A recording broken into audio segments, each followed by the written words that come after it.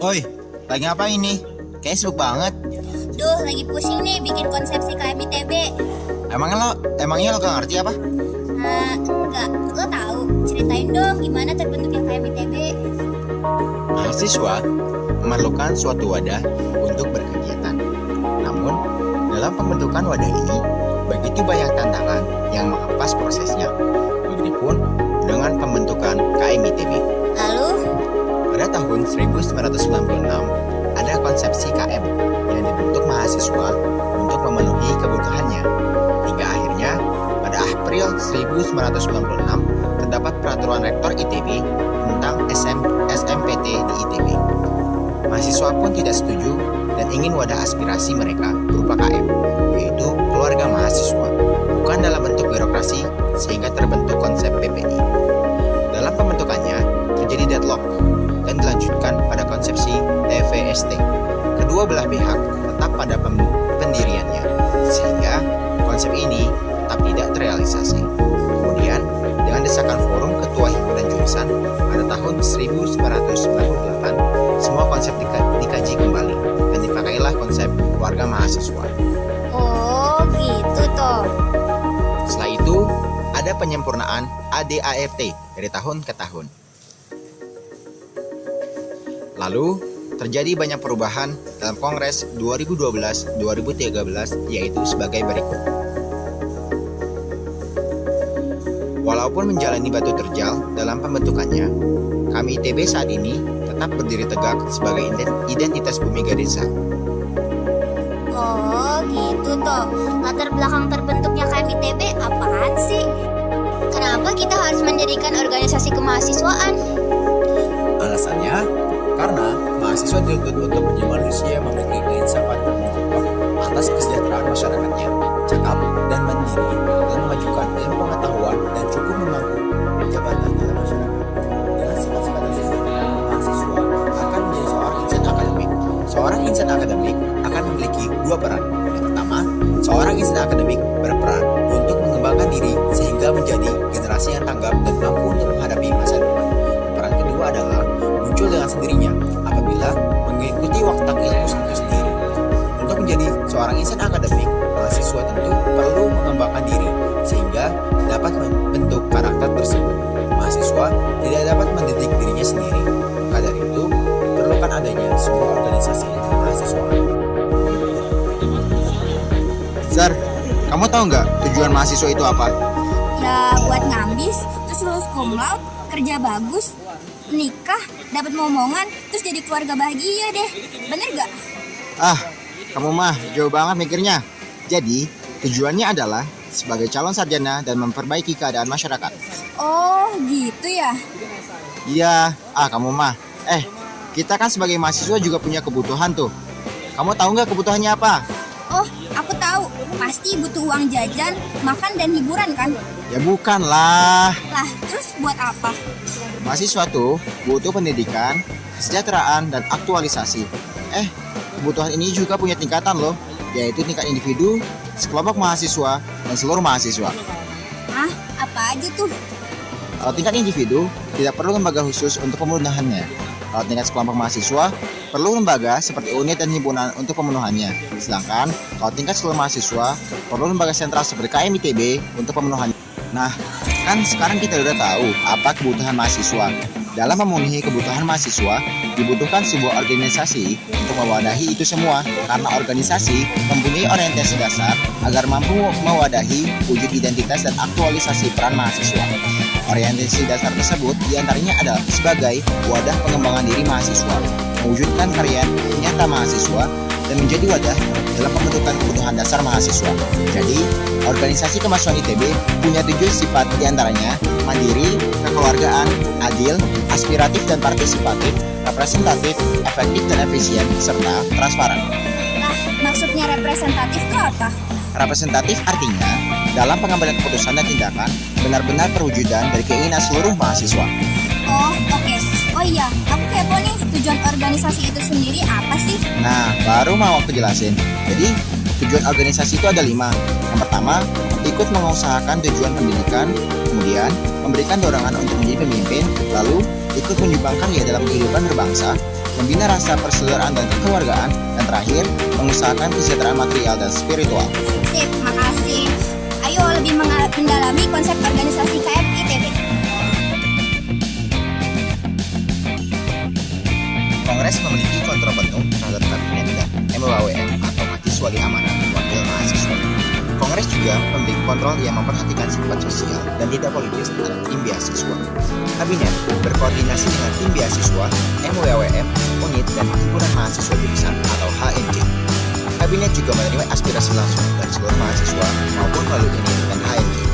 Anggota Kongres merupakan perwakilan dari masing-masing HMJ. Wah, kalau mekanismenya bagaimana? Kongres memiliki dua fungsi, yaitu fungsi legislasi dan fungsi pengawasan. Kongres juga menyusun garis besar haluan program dan arahan kerja. Garis besar haluan program diterjemahkan kabinet menjadi proker kabinet, dan arahan kerja diterjemahkan MWAWM menjadi proker MWAWM. Dari proker kabinet dan proker MWAWM akan dihasilkan agenda terpusat yang akan diikuti oleh mahasiswa, unit, dan HMJ. Secara struktural, organisasi kemahasiswaan tidak berada di bawah rektor, tetapi tetap mengakui rektor sebagai penanggung jawab sistem ITB. Hubungan antara rektor dengan organisasi kemahasiswaan terbagi menjadi 3 pola. Yang pertama, untuk hal-hal yang merupakan kepentingan mahasiswa sepenuhnya, seperti penentuan arah kebijakan dan tata organisasi kemahasiswaan, melihat pengangkatan dan pertanggungjawaban badan kelengkapan organisasi kemahasiswaan, pelaksanaan dan pengawasan aktivitas program organisasi kemahasiswaan merupakan wewenang penuh organisasi kemahasiswaan. Rektorat memiliki fungsi partisipatif untuk memberikan masukan. Yang kedua, untuk hal yang merupakan irisan antara kepentingan mahasiswa dan rektorat, seperti penyelenggaraan kegiatan yang diselenggarakan oleh kedua belah pihak, pemakaian fasilitas kampus. Keputusan tentang hal-hal ini merupakan koordinasi dan kesepakatan di antara kedua pihak. Sedangkan yang terakhir, untuk hal-hal yang merupakan kepentingan rektorat sepenuhnya, seperti penentuan kebijakan akademik perguruan tinggi, penentuan kebijakan tata organisasi rektorat, dan pengelolaan fasilitas kampus merupakan wewenang penuh rektorat. Sedangkan organisasi kemahasiswaan memiliki fungsi partisipatif untuk memberikan masukan. Kedaulatan tertinggi KMITB secara menyeluruh ada di tangan mahasiswa S1 ITB dan diwujudkan dalam Kongres KMITB. Anggotanya adalah seluruh mahasiswa S1 ITB yang terdiri dari anggota biasa dan anggota kehormatan. Semua anggota biasa memiliki hak pilih, kecuali anggota kehormatan, yang bisa mencalonkan diri menjadi presiden mahasiswa ITB, yaitu mahasiswa S1 ITB tingkat 3 dan tingkat 4, alias telah genap 2 tahun menjadi anggota biasa KMITB. Kok bisa gitu? Kenapa harus dibedain ya? Parameternya apa yang membedakannya? Parameternya itu ada 2. Yang pertama, parameter proses. Apa itu parameter proses? Yaitu pelibatan terhadap dinamisasi kemahasiswaan melalui program pembinaan atau kaderisasi, program kegiatan, dan lainnya. Sedangkan parameter waktu merupakan kuantifikasi masa seseorang untuk dapat melihat dan memahami kondisi kemahasiswaan dalam kehidupan kampus. Di, jelasin ke aku dong tentang Kongres KMITB. Jadi, Kongres KMITB memiliki kedaulatan tertinggi dan hanya terbentuk jika ada 2/3 perwakilan himpunan jurusan. Kongres KMITB memiliki 2 fungsi, yaitu fungsi legislasi dan fungsi pengawasan. Berikut beberapa tugas Kongres KMITB. Pertama, menentukan garis besar kebijakan kemahasiswaan, melaksanakan pemilu raya, mengesahkan ketua kabinet, majelis wali amanat wakil mahasiswa, dan tim beasiswa, serta mengadakan forum terbuka mahasiswa. Terus wewenang Kongres KMITB gimana? Jadi, Kongres KMITB itu berwenang terhadap kabinet dan MWAWM, meliputi mengesahkan struktur lembaga, memberi peringatan, menurunkan ketua, dan menghentikan program. Sementara, kewenangan terhadap tim beasiswa adalah evaluasi proker, mengaudit keuangan, dan lainnya. Syarat menjadi anggota Kongres adalah harus wakil dari himpunan yang dipilih melalui pemilu. Terus mekanismenya gimana? Nah, jadi Kongres itu memiliki 2 konsep mekanisme. Pertama, penarikan aspirasi. Mekanisme lainnya ialah mekanisme kontrol. Kabinet itu intinya badan eksekutif yang menjalankan program dari KM yang bertujuan agar mahasiswa menjadi partisipatif, bukan menjadi apatis. Kabinet itu harus bertanggung jawab kepada Kongres yang diketuai oleh seorang ketua kabinet keluarga mahasiswa. Ketua terpilih lewat pemilu raya. Setelah terpilih, ketua harus langsung menyusun kabinet dan diperiksa oleh Kongres.